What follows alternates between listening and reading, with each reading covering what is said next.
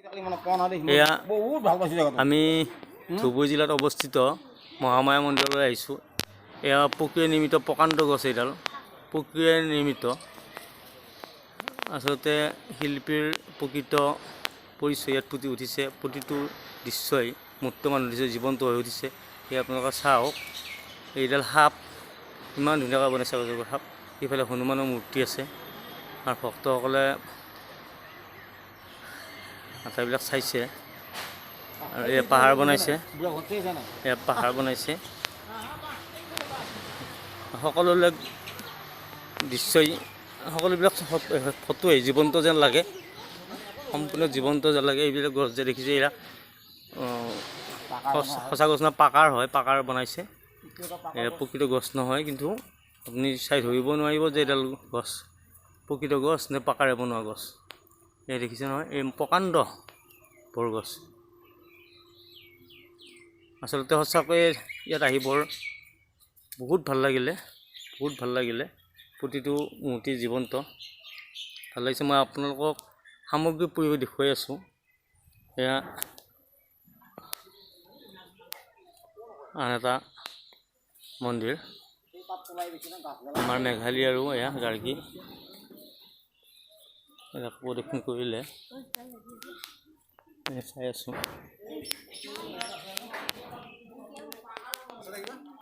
আছে এই আমাৰ কলিতাদেৱ। হয়, আমি এনেকৈ মানে আছোঁ আৰু ঘূৰা ঘূৰি কৰি। কেনে লাগিছে বাৰু এইবিলাক আমি দৰ্শন কৰিছোঁ। অতি সুন্দৰ পৰিৱেশ। আমি আহি ইয়াতে খুব আনন্দিত হ'লোঁ। এটা ভাল জেগালৈ আহিলোঁ, মন্দিৰ দৰ্শন কৰিলোঁ। আচলতে ভাল লাগিছে, বঢ়িয়া, একদম ভাল লাগিল। মহামায়া মন্দিৰলৈ আমি আহিলোঁ, দেৱী আইৰ আশীৰ্বাদ গ্ৰহণ কৰিলোঁ। ভাল লাগিল, ভ্ৰমণটো বৰ সুন্দৰ হৈছে। ভাল হৈছে। ধন্যবাদ। কেনে লাগিছে তোমাক? ভাল লাগিছে। ভাল লাগিছে। তোমাৰ ভাল লাগিছে। তোমাৰ ভাল লাগছে। কেনে লাগিছে? অতি সুন্দৰ, বৰ ধুনীয়া লাগছে। দিয়াৰ কেনে লাগিছে আপোনাৰ? বহুত ভাল লাগিল। এনেকুৱাকৈ ভৱিষ্যত মন এটা আছে আৰু এটা মন আছে। আৰু আমি ইয়াৰ মানে যি শোভা তাত আমি মোহিত হৈছোঁ, নহয় না? ঠিক আছে, ঠিক আছে। আমি আটাইখিনি নিশ্চয় চালোঁ।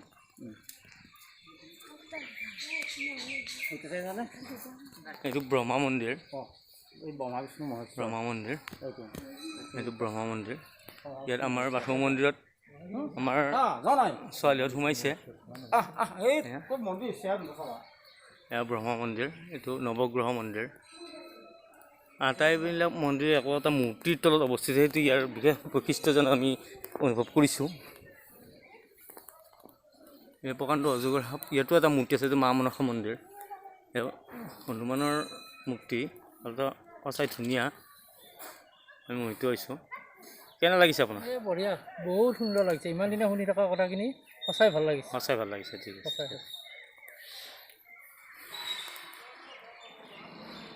আমি কুৰ্ম অৱতাৰতো এটা মন্দিৰ আছে। বিশেষ বৈশিষ্ট্য এটা মূৰ্তিৰ তলত এটা মূৰ্তি যে এটা মন্দিৰ নিৰ্মাণ কৰা হৈছে। সঁচাই মনোমোহা দৃশ্য। আচলতে ধুবুৰী জিলাৰ এই অঞ্চলটোলৈ সেই মন্দিৰ মহামায়া মন্দিৰলৈ আহি আমি সঁচাই আৰাধিত হৈছোঁ। ধন্যবাদ।